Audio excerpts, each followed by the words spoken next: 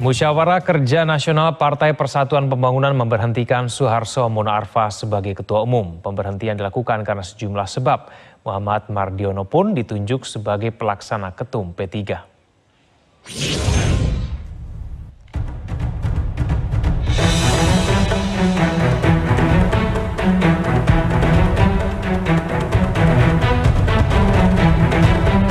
Partai Persatuan Pembangunan resmi memberhentikan Suharso Mono Arfa dari jabatannya sebagai Ketua Umum. Keputusan itu disampaikan dalam Musyawarah Kerja Nasional yang digelar di Serang, Banten 4 September kemarin berdasarkan hasil keputusan 3 Majelis Tinggi P3. Selain memberhentikan Suharso, hasil Mukernas yang dihadiri oleh 30 pengurus DPW DPP se-Indonesia itu juga menunjuk Mardiono sebagai pelaksana tugas Ketua Umum P3. Terkait pemberhentian Suharso, Mardiono menyampaikan sejumlah alasan. Pertama adalah untuk menyudahi polemik soal amplop Kiai dan agar Suharso fokus saja pada tugasnya dalam kabinet. Tim Liputan Metro TV. Ya, benarkah konflik internal P3 berpotensi membuat P3 tidak lolos parlemen? Untuk membahasnya kita akan berbincang langsung dengan analis politik sekaligus Direktur Eksekutif Poltreking Hanta Yuda. Mas Hanta, selamat malam. Selamat malam, Egan. Ya, Mas Hanta, seberapa besar kemudian pengaruh pemberhentian Suharso Mono Arfa terhadap internal dari P3 itu sendiri? Ya, pertama ini akan mengganggu kekuatannya, kesolidan satu, kemudian juga bergeraknya mesin politik.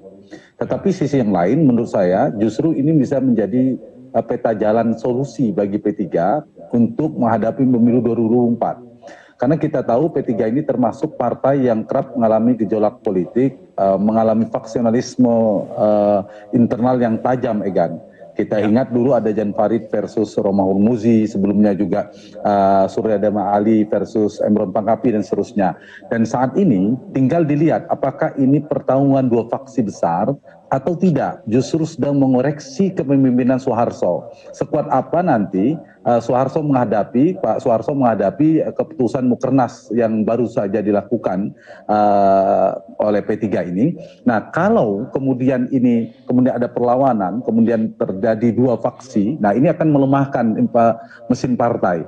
Kalau misalnya dua faksi ini sama kuatnya, maka peta jalannya ada 3 biasanya secara teoritis maupun sedang dihadapi sebuah partai itu mereka harus kooperatif mencari jalan islah seperti apa jalan titik temunya.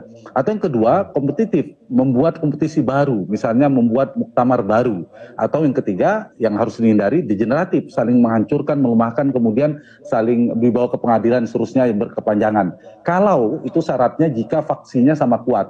Tetapi kalau tidak berimbang, artinya ternyata Pak Suharso ini tidak memiliki pendukung yang sangat kuat, karena kabarnya saya lihat di pemberitaan itu Mukernas ini bulat 34 DPW meskipun ada 4 tidak hadir, tapi mendukung untuk pemberhentian terhadap Pak Suharso. Kalau itu yang terjadi, perlawanan tidak kuat, maka ini akan segera menguat ya, legitimasi politik keputusan baru menguat, dan Pak Suharso saya kira ya berakhir masa kekuasaannya di struktur kekuasaan P3 begitu, Egan. Ya, Mas Hanta, bisa tidak kemudian elektabilitas P3 ini naik begitu dengan kondisi P3 dengan faksi yang mungkin saja sama kuat? Tidak ada faksionalisme pun P3 masa depannya saya kira harus termasuk partai yang terancam tidak lolos. Karena di 2019 yang lalu pun ngepas kan 4, sekian persen, Egan. Apalagi dengan ada pertarungan di internal yang berdampak pada memperburuk citra P3. Yang kedua juga saling melemahkan kelompok-kelompok politik di dalamnya, mesin politiknya sulit bergerak dengan efektif, maka itu juga menambah prospek elektoralnya. Kalau sekarang di survei ada sebagian 2%, ada 3% dengan kondisi seperti ini, maka ini juga semakin mengancam bisa semakin mendegradasi kekuatan elektoral P3.